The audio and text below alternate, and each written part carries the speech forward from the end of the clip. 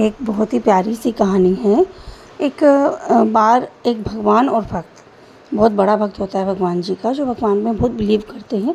वो भक्त भगवान जी के पास आते हैं और भगवान जी से कहते हैं कि भगवान जी, आप सारा दिन मंदिर में ऐसे ही खड़े रहते हो, तो एक दिन आप घूमो फिरो और मैं आपकी जगह खड़ा रहता हूँ।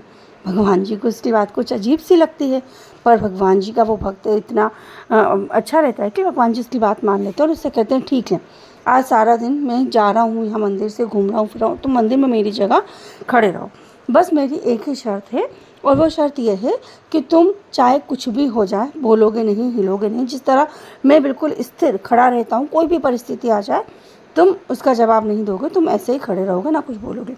भक्त बोला, ये कोई बहुत बड़ी बात नहीं है, आप जाइए, मैं खड़ा रहूँगा, इसमें कौन सी बड़ी बात है। भगवान जी मुस्कुराते हैं और वहाँ से चले जाते हैं। अब वो भक्त मंदिर में भगवान की मूर्ति की जगह बिल्कुल भगवान की मूर्ति बनकर खड़ा रहता है। एक बहुत बड़ा सेठ, बहुत बड़ा व्यापारी है, वो मंदिर में आता है, भगवान जी से प्रार्थना करता है, भगवान जी को ढोक देता है और ढोक देकर चला जाता है।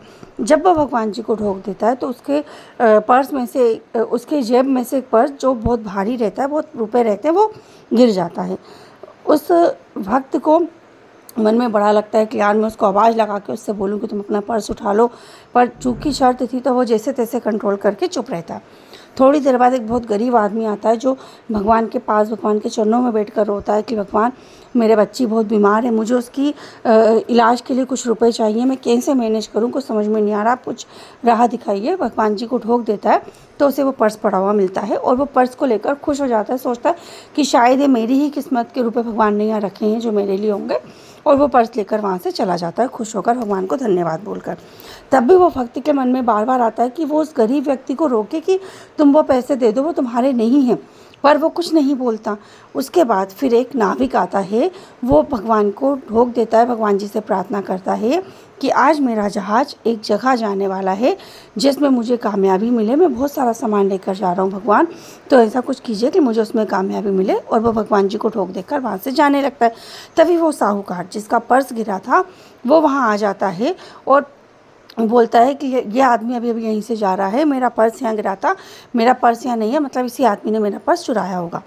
तो वो साहूकार उस नाविक को गिरफ्तार करके अपने साथ ले जाने लगता है। वो जैसे ही ले जाने लगता है वैसे ही वो आदमी से अब नहीं रहा जाता, भक्त से। वो भक्त हिल जाता है और बोलता है कि नहीं, ये नाविक चोर नहीं है, चोर तो वो गरीब आदमी था जो पर्स लेके गया है, और उस गरीब आदमी का सब बता देता है। अब पुलिस उस गरीब आदमी को गिरफ्तार कर लेती है, नाविक को छोड़ देती है और वो पैसे साहूकार को वापस दे देती है। रात को जब भगवान जी वापस आते हैं तो वो जो भक्त था वो बड़े अच्छे से हंस के, प्रेम से, बड़े अच्छे से बताता है कि आज क्या क्या हुआ। इस पूरी घटना के बारे में वो भगवान जी को बताता है। भगवान जी उस पर बहुत नाराज़ होते हैं और भगवान जी ये बोलते हैं कि तूने मेरी पूरी जो सेटिंग थी, जो पूरी प्लानिंग थी, तूने वो पूरी चेंज कर दी। मेरी जो व्यवस्था रहती है चलाने की इसको, वो तूने चेंज कर दी। भक्त बोलता है कि आप ये क्या बोल रहे हो, ये तो गलत है ना।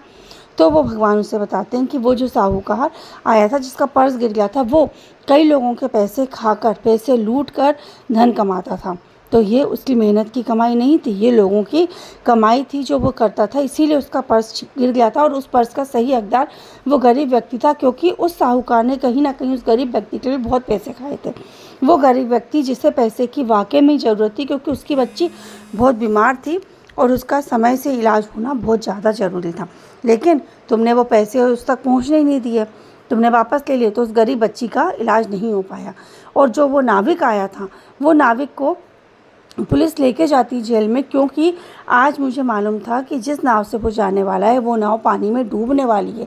आज बहुत बड़ा आंधी तूफान आने वाला है जिसकी वजह से वो नाव पानी में डूब जाएगी, इसलिए मैं उस नाविक को रोकना चाहता था। अब वो जेल जाता, जेल में पुलिस उसको लेके जाती, उसकी तहकीकात करती, उसके पास वो पर्स नहीं मिलता तो उसे छोड़ देती, लेकिन वो डूबने से तो बच जाता ना। तुमने मेरे पूरे जो मेरा रूपरेखा थी, तुमने उसको पूरा बदल दिया।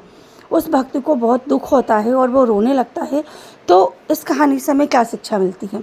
हमें यही शिक्षा मिलती है कि हम भगवान, कभी कुछ ऐसा होता है तो हम भगवान को बहुत कोसते हैं कि भगवान ऐसा हुआ, वैसा हुआ, ये गलत हुआ, लेकिन भगवान की लीला वही जानते हैं कि वो कब, कैसे और किसको क्या देना चाहते हैं। तो कभी भी हमारे साथ यदि कुछ बहुत गलत होता है या कोई बहुत अच्छा होता है तो ये सब कुछ भगवान की ही रची लीला है, जो भगवान ने पहले से ही हमारे लिए सोच रखा है। तो कभी भी हमें भगवान के निर्णय को गलत नहीं बोलना चाहिए। भगवान ने जो किया वो बहुत सोच समझ कर और हमारे भले के लिए ही किया है।